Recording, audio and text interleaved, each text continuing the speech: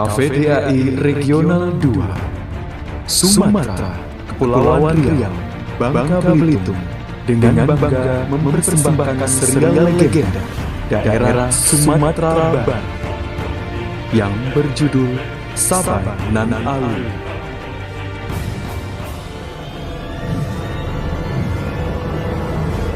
Didukung oleh para pemain: Rido sebagai Rajo Babanding, Cutia sebagai Sadun Saribai, Sari Murti Oktarina sebagai Sabai, Jo Hate Bagindo sebagai Mangkuta, Ozi sebagai Rajo Nan Panjang, Kintaro sebagai Rajo Nan Kongkong, Ino sebagai Lompong Bertua, Hafiz sebagai Palino Banda Dalam, dan Aji sebagai Penggembala Sapi. Selamat mendengarkan.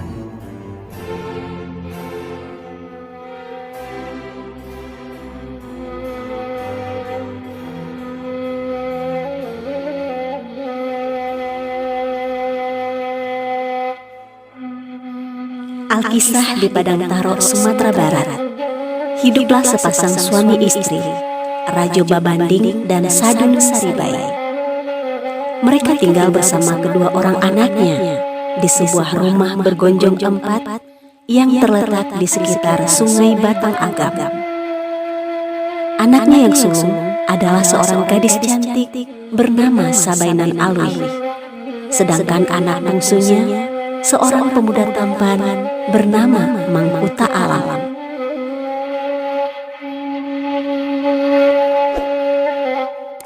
Meskipun dilahirkan dan dibesarkan dalam keluarga yang sama, kedua kakak beradik tersebut memiliki sifat yang berbeda. Mangkuta adalah seorang pemalas. Kerjanya setiap hari hanya bermain layang-layang. Sedangkan Sabai Nan Alwi adalah gadis cantik yang rajin membantu pekerjaan ibunya. Karena itulah lahir istilah dagingnya untuk si Mangkuta, tulangnya untuk si Sabai. Sesuai dengan namanya, Sabai Nan Alwi mempunyai budi pekerti yang luhur, lemah lembut, santun, dan hormat kepada orang tua. Tak heran jika semua orang menyukainya. Perangai dan kecantikan Sabai Nan Alwi terkenal hingga ke kampung lain. Pada suatu hari, berita tentang kecantikannya sampai ke telinga seorang sahabat baik ayahnya yang bernama Rajo Nan Panjang. Ia adalah saudagar kaya raya yang sudah lama merantau ke kampung Situju. Ia sangat disegani dan Rajo Nan Panjang mempunyai 3 orang pengawal, yaitu Lompong Bertua, Rajo Nan Kongkong, dan Panglimu Banda Dalam. Ketika mengetahui sahabatnya mempunyai anak gadis yang cantik jelita, maka Rajo Nan Panjang mengirim utusannya untuk meminang Sabai Nan Alwi. Ia yakin ayah Sabai akan menerima pinangannya.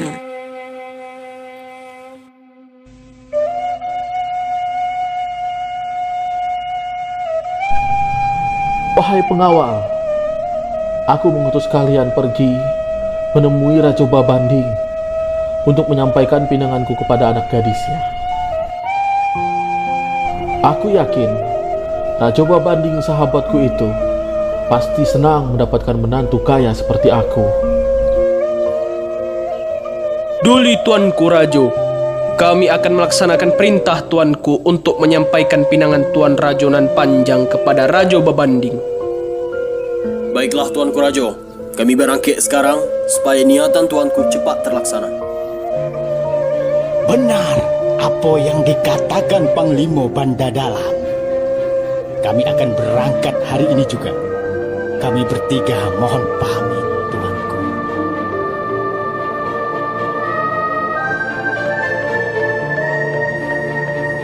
Mendapat perintah tersebut, pengawal pun berangkat ke Padang Taro. Sesampai di Padang Taro, mereka menyampaikan pinangan tuannya kepada ayah Sabai Nan Alwi.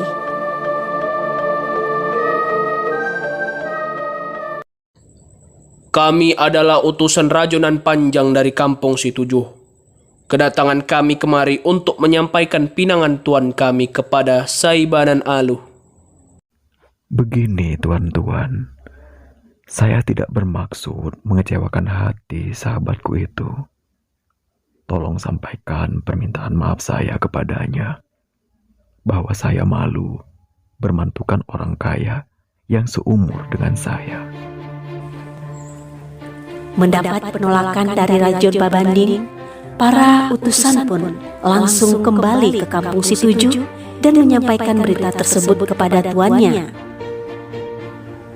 Istri Raja Babanding yang mendengarkan hal tersebut langsung memastikan apa yang telah terjadi. Apa gerangan yang telah terjadi, suamiku? Apa maksud kedatangan mereka kemari? Mereka adalah utusan sahabatku, Rajo Nan Panjang. Lalu, Mereka menyampaikan kehendak Rajo Nan Panjang untuk meminang anak kita, Sabai Nan Alwi. apa yang engkau katakan kepada mereka, suamiku? Tentu saja aku menolaknya, tapi tenanglah. Semua akan baik-baik saja, istriku.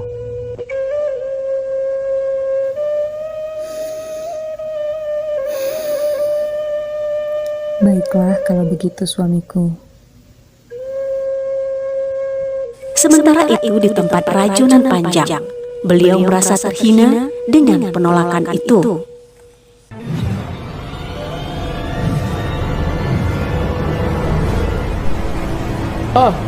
Sombong sekali Pak Tua itu.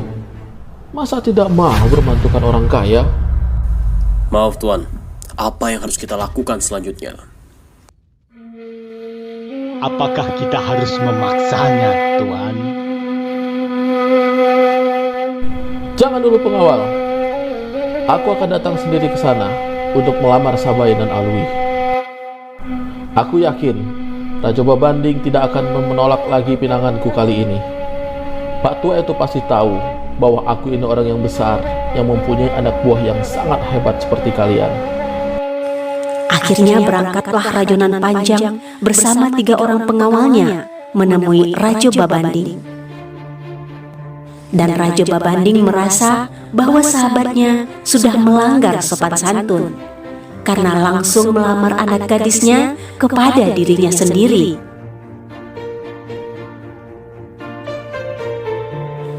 Menurut adat negeri itu, pinangan tidak boleh disampaikan langsung kepada ayah si gadis, tetapi kepada mama atau adik kandung ibu si gadis.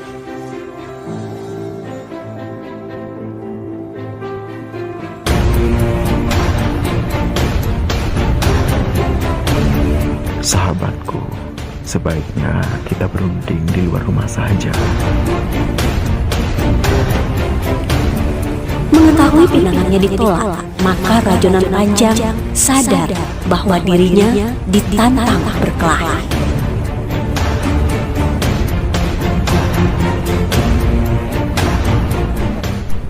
Baiklah, kalau itu yang kau inginkan sahabatku.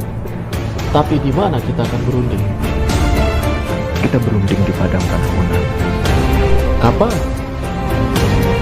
Bagaimana kalau hari Minggu? Baik, aku setuju. Mendengar perkelahian itu, Sabai Nan Alwi yang berada di balik pintu hatinya merasa gusar. Ia takut mimpinya menjadi kenyataan.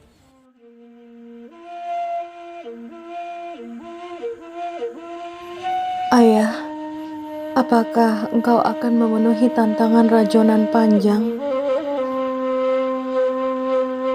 Iyo, anakku Sabai Nan Alwi. Ado apa rupanya dengan dirimu? Kau nampak cemas.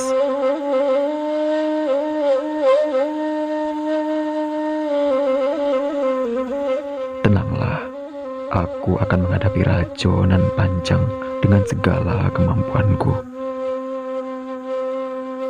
Ayah, aku merasa takut. Aku takut jika mimpi yang selama ini kualami akan terjadi. Sabai melihat lumbung padi kita terbakar jadi arang. Kerbau-kerbau yang berada di kandang dicuri orang. Dan ayam aduan yang kita miliki disambar elang. Aku takut, Ayah.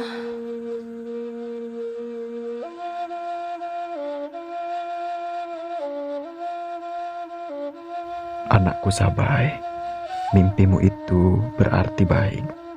Lumbung terbakar berarti padi akan segera dipanen. Kerbau dicuri orang berarti ternak kita akan bertambah. Ayam disambar elang itu artinya mahkota alam akan dilamar orang.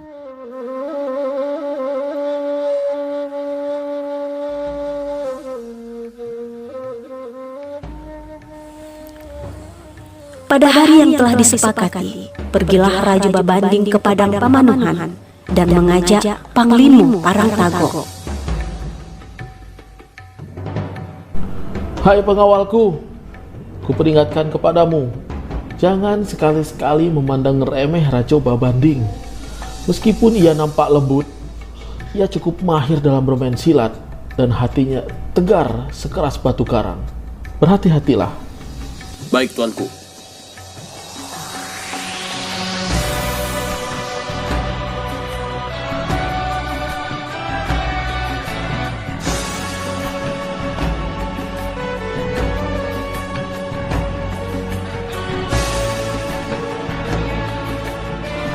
Sesampai di sana, pertarungan pun terjadi. Panglimu Banda Dalam tersungkur terkena tendangan Panglimu Parangtago. Rajonan Panjang terluka dan ia berkata kepada pengawalnya,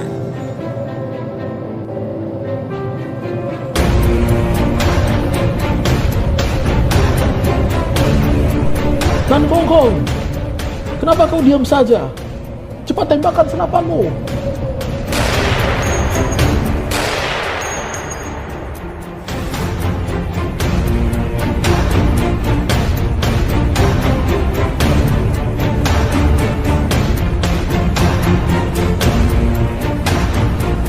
Sementara itu di tempat lain, seorang pengembala menyaksikan pertarungan itu dan berlari menyampaikan kepada Sabai nan Aluh.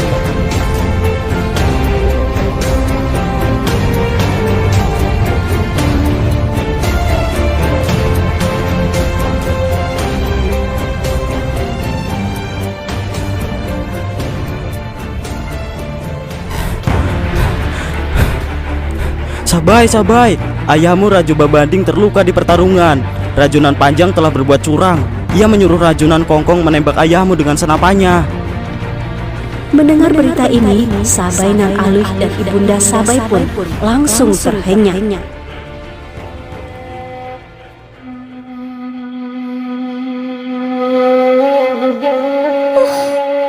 Suamiku, Raja Babanding.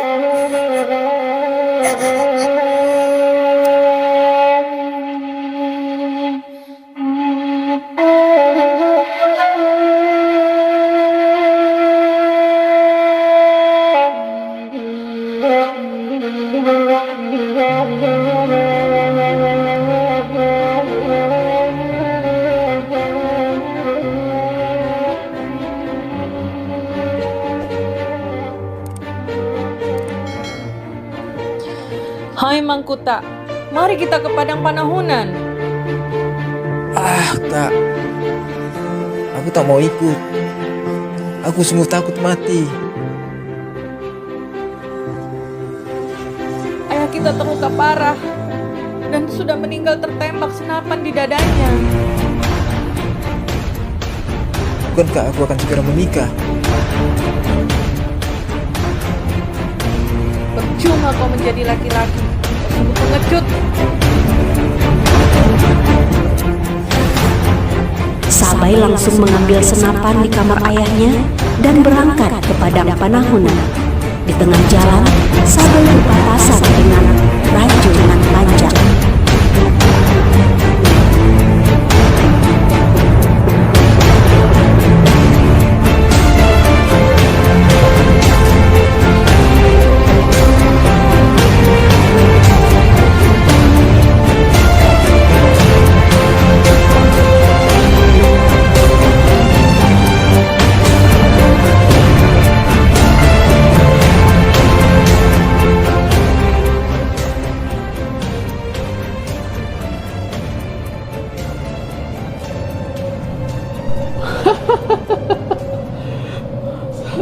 Sabai, kebetulan sekali. Aku ingin menjemput untuk melamarmu. Ternyata kau datang sendiri. Hai tua bangka yang tak tahu malu. Kau telah membunuh ayahku dengan cara yang pengecut. Dasar berdebah. Lancang sekali mulutmu, Sabai. Kau akan menyesal seperti ayahmu nanti. Mati, tertembak senapan ini. Oh, jadi kau telah membunuh ayahku yang tidak bersenjata itu? Sungguh kau manusia berdebah. Padahal ayahku tidak bersenjata. Kau sungguh licik.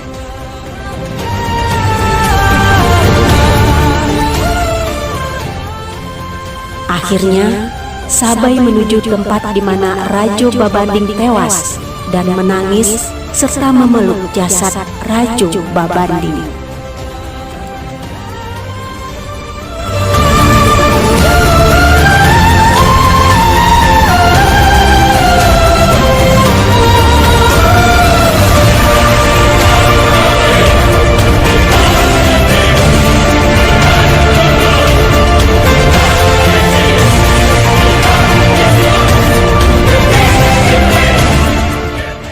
Demikian tadi cerita Sabai dan Alwi. Naskah ditulis oleh Sari Mukti Oktarina, editor Jo H.T. Bagindo, dan disutradarai oleh Dila Mutiara. Sampai jumpa.